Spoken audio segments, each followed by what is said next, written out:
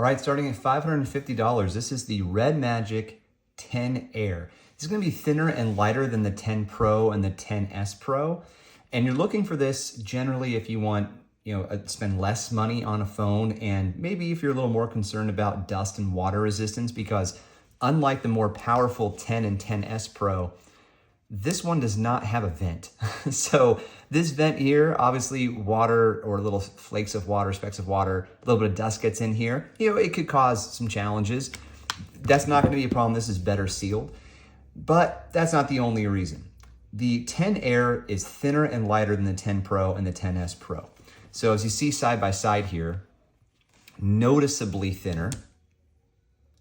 Now lighter, I can't demonstrate that here, but it's absolutely lighter, and it's just easier to carry around, I think, than the 10 Pro. But I love the 10 Pro. This is a phone that I could definitely daily drive, especially this particular colorway.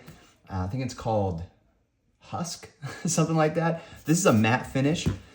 This isn't too bad. This is glass on the back here. It's not too bad. But what you'll see later is that I'll show you the 10S Pro, which has a very glass back, and it's very slippery. Now, the 10 also has a completely flat back. So when you lay it down, there's no rocking, okay? Because the cameras don't stick out. Ever so slightly, these cameras stick out so that when it's flat on a table, it is going to wobble a little bit, but it's nowhere near as obnoxious as other phones like the iPhone 15 Pro Max that I have. Some other key differences will be battery size, to a small degree, display resolution. I'll give you the specifics in a moment, but also full performance capability. This phone here, the Air, does not run the Snapdragon 8 Elite. So let me go ahead and unlock these things. Face ID for unlocking on both. All right, so some of the specifications. The 10 Pro, I reviewed this on the channel before. This is the 12 gigs of RAM model. There's also a 16. On the Air, you can get it in 16 or 12 as well. Half a terabyte of storage on this one. Now, the CPU on this is the 8 Elite, okay? Whereas the CPU on this is the 8 Gen 3. Now, they're both octa-core, but the Air runs about 1 gigahertz lower than the other. So it's not going to get as hot, so therefore it doesn't require that active cooling system that you can find on the 10 Pro or the 10S Pro, meaning the fan right here that spins at 25,000 RPMs, which is just insane. But okay, where was I? Also the battery capacity. So the battery on the 10 Pro is very well regarded at this point, and it's 1,000 milliamp hours greater, which is a solid difference. Now that screen resolution I mentioned, it's just narrowly bigger, 2688 by 1216, and then 2480 by 1116. So it's a minimal difference. I certainly don't notice the difference. The last thing I'll mention in terms of screen differences is that the Air operates at a max frequency of 120 hertz, whereas the Pro and the 10S Pro are 144 hertz. So now otherwise, there is one other difference that's pretty important. You see this little orange button that's really cool. I love it because it matches like everything that I have over here. So the button, this is for game space. If you tap it, nothing happens. You're in the clear, right? Which is good because on this, you have to deliberately move the toggle to open game space. So to replicate that, they just make you hold it for a half a second or so, and then it launches game space. And when you're in here, you can make a bunch of changes. So you can go game to game and make some changes, or you can go into your profile, do things like locking your screen brightness, for example, or having the color mode change depending on content. You can go into this little button here and adjust your screen sampling rates, your overall performance, your GPU performance, and your network performance. There we go. And some other stuff too, which is pretty cool. I will show you some gameplay for sure. I use the Razer Kishi V3 Pro, which also connects to small tablets. I'll be testing that against the RedMagic Astra once I finally get that next week. So yeah, all right, that's game space. Now, okay, back to differences. I'm all over the place today. Okay, so no ventilation system. You still get the shoulder button, right? This is more clicky on the Air, okay? And then you still have your volume buttons, a smaller power button, and third time I'm gonna say it, no ventilation. All right, on this side, I already showed you that. Okay, bottom. Identical. Top. Not quite identical, but I haven't had any issues. You know, there's a speaker on the bottom, speaker on the bottom, speaker on the top, no other speakers. I think it sounds fine. I have no issues with that. The screen's incredible. So, you know, I already mentioned the resolution and all that stuff, but just like putting this to max brightness is really something. Man, I cannot get my fingerprint today. You set it on max brightness, man, and it is so bright. It is so freaking bright. You can take it outside. One of the things I love about the 10 and the 10S is that it has that cooling system. So it will sustain this brightness longer when you're outside. And it depends on the temperature and everything outdoors. Whereas the 10 Air, it still does a good job in the, because it has the ice cooling system. So they have a really good liquid metal cooling system built into this thing, passive cooling. So it does do well in direct sunlight for a sustained period, more than my iPhone does, but it doesn't last as long as this before it starts to dim. Okay, so let's jump into gameplay. So here's how Diablo Immortal runs on the Air. I have it on high settings, 60 frames per second, native resolution. It looks great. Now the controller I'm using is the Razer Kishi V3 Pro. This can connect to, of course, to phones, but also small tablets, 8-inch, 9-inch tablets, like the Legion, the RedMagic Astro, which I have coming in the mail, and the iPad mini, which I returned because it was boring. And 60 frames per second on an 8-inch screen is, gosh, man, that's just a shame. Don't send the Apple police after me. Bang. All right, thank goodness. Killed that guy. I know this isn't a demanding game, but this is Clash Royale, running on the 10 Air.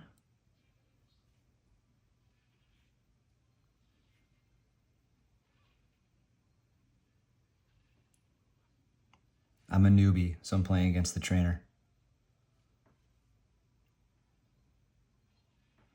But I think this is a great game to call out the contrast, like the saturation. The display on this phone is really special.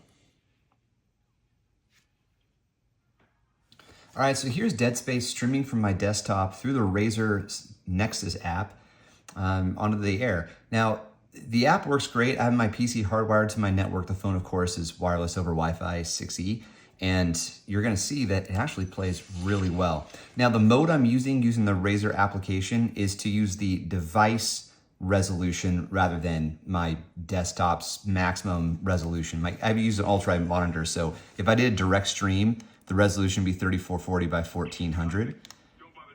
So as you can see, it's running at, that is very small, almost 200 frames per second. Now the screen here is limited to 120. Nope, I don't have, there we go.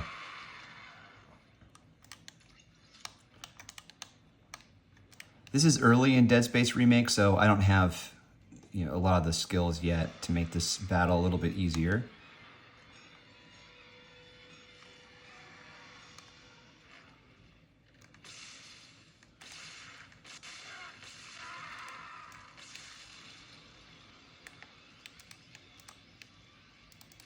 There we go. So what's cool about the Air is that, it doesn't have that active cooling system. It brings the weight down, the thinness and all that. And it's just not necessary for a game like this. Well, when you're streaming. When you're streaming from your PC, you just don't need it. It's a beautiful thing. So if this is how you're gonna do most of your gaming, just like streaming through your PC, you're not going to need the Pro phone. You're gonna be fine with the Air. God, I love this game. All right, so now putting these phones side by side. Here in the middle, we have the Air. On the left is the 10S, and on the right is the 10 Pro. Let's get the brightness turned up here on at least these two phones. So, right off the rip, I think you'll see these things are all the same. They look like the same phones, but the real difference, other than the refresh rate and such, the real difference is going to be in the outside. It's going to be in the phone's materials and shape. So the 10 Pro and the 10S Pro are very similar. The 10S is a little bit heavier than the 10 Pro, and this particular colorway is different. This is a matte finish, this is a glass finish. So I'm gonna limit the comparison to just these two, especially because I think with the silver and the black, it's easier to see the difference, okay? So I really hope this is coming through. Let me adjust my lighting here. The 10 Pro, and thereby the 10S Pro, much thicker than the Air, right? You're buying a thicker phone with this one, all right? Also, maybe hard to tell, they look to be the exact same thickness. Okay, so that's good. And the same height. All right, cool. Something else that I want to mention, the camera bumps. So with the 10 Pro and the 10S Pro, there is no camera bump at all, right? They just put everything in line. You can tap, tap, tap, and there's no wiggle wobble whatsoever, right? But that's not exactly the case with the Air. You know, probably to make this thing lighter and, you know, to a degree thinner, they didn't put that extra layer to make it flat. So there is some wobble.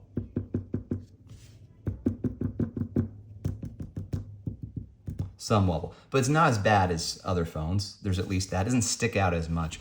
But you know, look, the camera system, for me, I think the camera's great. I have no problem with the camera. I just don't take a ton of pictures. My wife takes most of the pictures. Whenever I take pictures, it's usually for product reviews, and this is plenty fine. If I have good lighting, I can take pictures and it works out great, but it's not gonna be world-class camera system. But that's not why you're buying this phone. You're buying this phone because you want something that feels fast, that of course is also great at games, and you know, way more affordable than other phones. Something with this kind of power is shocking to me that's only $550 to get into. And I don't quite know how it feels with 12 gigs of RAM, but it's 16 for the $700 model. It's stellar. All right, so that's what we have with the RedMagic 10 Air. I hope you found this helpful.